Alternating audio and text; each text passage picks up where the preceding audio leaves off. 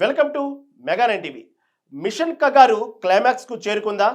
మావోయిస్టుల లొంగుబాటు ప్రకటన వెనుక వ్యూహం ఏంటి? ఈ ఉద్యమం ప్రజల కోసమే మొదలైందా? పోలీస్ వర్సెస్ మావోలలో చివరికి గెలుపెవరిది?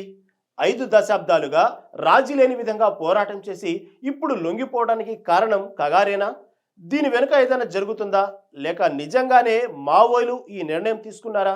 అసలు ఆపరేషన్ కగారు ఉద్దేశం ఏంటి? అసలు మావోల ఉద్యమం ఎప్పుడు స్టార్ట్ అయింది?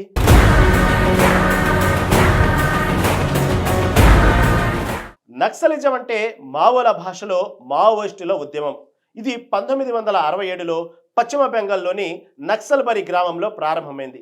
ఈ ఉద్యమం సామాజిక ఆర్థిక అసమానతలు, ప్రభుత్వ విధానాలకు వ్యతిరేకత మరియు మార్క్సిస్టు లెనినిస్టు భావజాలం ఆధారంగా మొదలైంది. అయితే ఈ ఉద్యమానికి నక్సల్బరి పేరు పెట్టారు.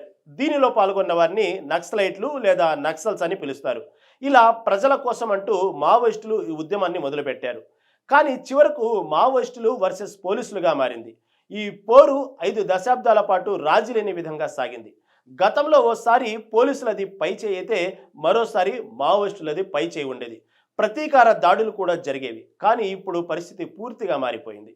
పోరాటం ఏకపక్షమైపోయింది. ఎక్కడ చూసినా మావోయిస్టుల ఎన్కౌంటర్లే తప్ప పోలీసుల మరణాలు కనిపించడం లేదు. ఇంతింతై వటుడింతై అన్నట్టుగా ఎదిగిన ఉద్యమం శరవేగంగా బలహీనపడుతూ క్లైమాక్స్ దశకు వచ్చేసింది. ఇంకా సూటిగా చెప్పాలంటే రాష్ట్ర ప్రభుత్వాలు డీల్ చేసిన నాళ్లు నిలదొక్కున్న మావోయిస్టు ఉద్యమం కేంద్రం సీరియస్గా దృష్టి పెట్టక కోలుకోలేకపోయింది. మొదట్లో రాష్ట్ర పోలీసులే మావోయిస్టులపై పోరాడేవారు. వారికి కేంద్ర బలగాలు సహకరించేవి. కానీ రెడ్ కారిడార్ ప్రకటన తర్వాత కేంద్రం వ్యూహం మార్చింది.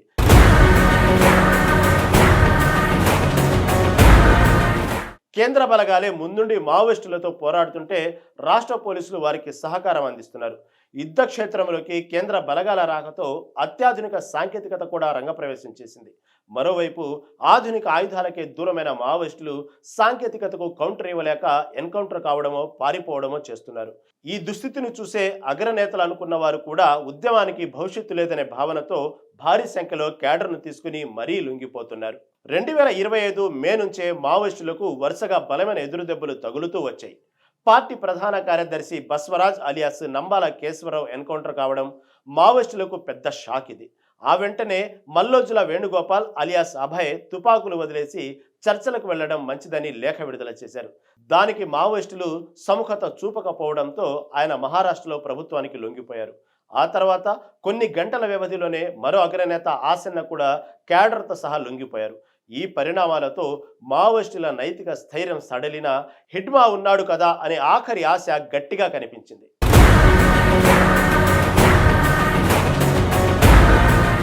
హిడ్మా మీద మావోయిస్టులు గంపెడాసులు పెట్టుకోవడానికి చాలా కారణాలున్నాయి. బస్తర్ ప్రాంతంలో పుట్టిన గిరిజనుడైన హిడ్మాకు స్థానిక ఆదివాసీ గూడెల్లో మంచి పట్టుంది. దండకారణ్యం హిడ్మాకు కొట్టిన పిండి. ఇప్పటి వరకు అక్కడ జరిగిన 14 ఎన్కౌంటర్లు, 50కి పైగా ఆపరేషన్ల నుంచి హిడ్మా త్రుటిలో తప్పించుకున్నాడు. అప్పటిదాకా బలగాలపై పోరాడుతూ ఉన్నట్టుండి క్షణాల్లో మాయమయ్యేవాడు. దాదాపు 300 మందిని చంపిన హిడ్మా భద్రతా దళాలకు రాజులా నిలిచాడు. అందుకే ఎక్కడ హిడ్మా ఉంటే అక్కడ బలగాలు ఉండవని మావోయిస్టులు బలంగా నమ్ముతారు. చివరకు కేంద్ర కమిటీ సభ్యులు కూడా మొన్నటిదాకా హిడ్మా రక్షణలోనే ఉన్నారు. మావోయిస్టులు పెద్ద సంఖ్యలో లొంగిపోతున్నా హిడ్మా సజీవంగా ఉంటే మళ్ళీ క్యాడర్ను సమీకరించగలరనే నమ్మకంతో అగ్రనేతలున్నారు. కానీ దండకారణ్యంలో తిరుగులేని హిడ్మా నిర్బంధం పెరగడంతో ఏపీలోని మారేడుమిల్లి అడవుల్లోకి వెళ్లి అక్కడ తొలి దెబ్బలోనే హతమయ్యాడు. హిడ్మా ఎన్కౌంటర్ అయిన తీరు స్థానబలాన్ని కోల్పోయిన మొసలిని గుర్తుకు తెచ్చిందని పోలీసు వర్గాలు పేర్కొన్నాయి.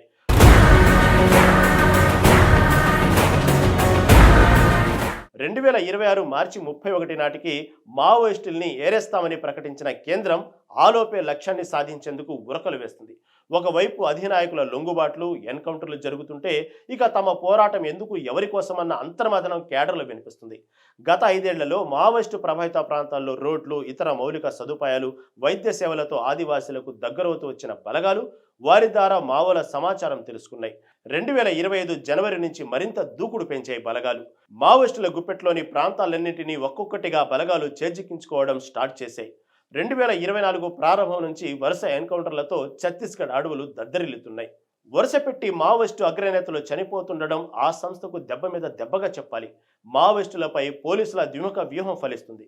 ఓవైపు ఆపరేషన్ కగార్ పేరిట వరుస ఎన్కౌంటర్లు, మరోవైపు లొంగుబాట్లను ప్రోత్సహిస్తుండటంతో మావోయిస్టు పార్టీ భారీగా నష్టపోతుంది. Special task force, CRPF, ITBP, DRD, సి-60, ఎస్ఓజీ బలగాలతో 20,000 మంది పోలీసులు, జవాన్లు దండకార్యాన్ని జల్లెడ పడుతున్నారు.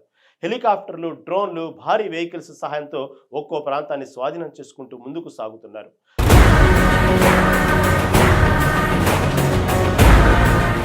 దేశంలో 2014లో 126 జిల్లాల్లో మావోయిస్టు ప్రభావిత ప్రాంతాలు విస్తరించి ఉండగా 2024 నాటికి 38 జిల్లాలకు తగ్గిపోయింది.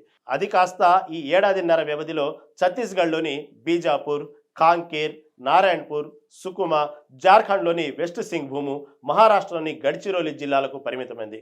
మావోయిస్టులకు పెట్టని కోటైన దండకారణ్యం ఇప్పుడు మావోయిస్టు ఫ్రీ జోన్గా మారింది. ఒకప్పుడు మావోయిస్టులకు బలమైన స్థావరాలుగా ఉన్న అబూజ్మడ అడవులు, బీజాపూర్ నేషనల్ పార్కు ప్రాంతం, కర్రెగుట్టలు, ఇలా ఒక్కొక్క ప్రాంతాన్ని భద్రతా దళాలు స్వాధీనం చేసుకున్నాయి. చివరకు మావోయిస్టుల షెల్టర్ జోన్ల కోసం అన్వేషిస్తూ ఏఓబి మీదుగా ఏపీలోని మైదాన ప్రాంతాలకు వచ్చారు. అంతకుముందే తెలంగాణ పోలీసులు కూంబింగ్ ముమ్మరం కావడంతో రాష్ట్రంలోకి వచ్చే అవకాశం లేకుండా పోయింది.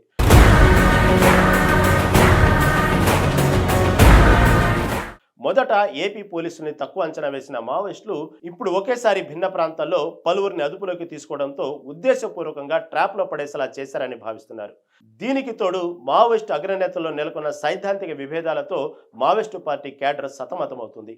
ఆయుధాలు వీడి జనంతో కలిసి పోరుబాట పట్టాలని కొందరు, ఆయుధాలు వీడేది లేదు, సాయుధ పోరాటమే తమ ఊపిరని మరికొందరు మావోయిస్టులు బహిరంగంగా లేఖలు రిలీజ్ చేస్తున్నారు. దీంతో ఈ పరిస్థితులను పోలీసులు తమకు అనుకూలంగా మలుచుకుంటున్నారు.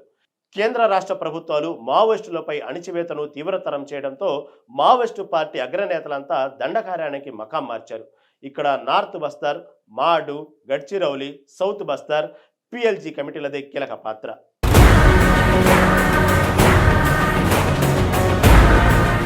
ఇప్పటి వరకు జరిగిన ఎన్కౌంటర్లు, లొంగుబాట్ల సంగతి పక్కన పెడితే మిగిలిన మావోయిస్టు అగ్రనేతలు దేవ్జీ, మల్లారెడ్డి ఎక్కడున్నారనేది సస్పెన్స్గా మారింది. పోలీసుల అదుపులో ఉన్నారని, లేరని భిన్న వాదనలు వినిపిస్తున్నాయి. అదే సమయంలో మావోయిస్టు సుప్రీం గణపతి ఆచూకీపైన భిన్న కథనాలు వస్తున్నాయి. ఇలాంటి సమయంలో మహారాష్ట్ర, మధ్యప్రదేశ్, ఛత్తీస్గఢ్ జోన్ ప్రతినిధి అనంత్ పేరుతో మావోయిస్టు పార్టీ నుంచి తాజాగా ఒక ప్రకటన విడుదలైంది. జనవరి 1న అందరం కలిసి లొంగిపోతామని అందులో పేర్కొన్నారు. ఒక్కొక్కరిగా కాకుండా అందరం ఒకేసారి జనజీవనస్రవంతిలో కలిసిపోతామని లేఖలో మావోయిస్టులు తెలిపారు.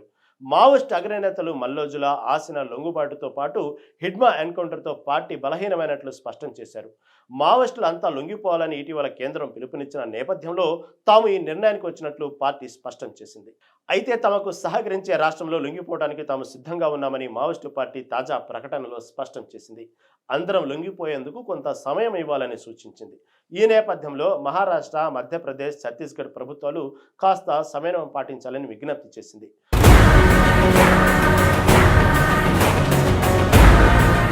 2026 జనవరి 1న సాయుధ పోరాటాన్ని విరమించి ఆయుధాలు అప్పగించేస్తామని పునరుద్ఘాటించింది.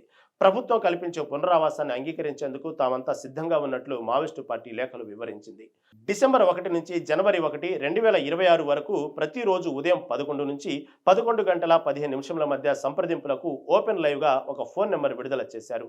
పోరాట విరామ సమయంలో ఏ దాడులు, ప్రతి దాడులు జరగకూడదని, ఈ నిర్ణయాన్ని అందరూ గౌరవించాలని మావోయిస్టులు కోరారు. దీనిపై కేంద్ర రాష్ట్ర ప్రభుత్వాలు ఏ విధంగా స్పందిస్తాయనేది ఇప్పుడు హాట్ టాపిక్గా మారింది. ఎందుకంటే మొదటి నుంచి కేంద్రం మావోయిస్టులపై కఠినమైన వైఖరిని అవలంబిస్తుంది.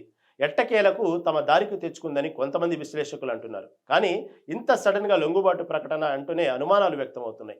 నిజంగానే లొంగిపోతున్నారా, లేదా ఏదైనా అటాక్కు ప్లాన్ చేస్తున్నారా అన్న కోణంలో కూడా పోలీసులు విచారణ చేస్తున్నట్లు తెలుస్తుంది. అయితే కేంద్రం మాత్రం మావోయిస్టు ప్రభావిత రాష్ట్రాలను అలర్ట్ చేసింది. మావోల కదలికను ఎప్పటికప్పుడు కనిపెడుతూ ఉండాలని పోలీసులకు ఆదేశించినట్లు సమాచారం.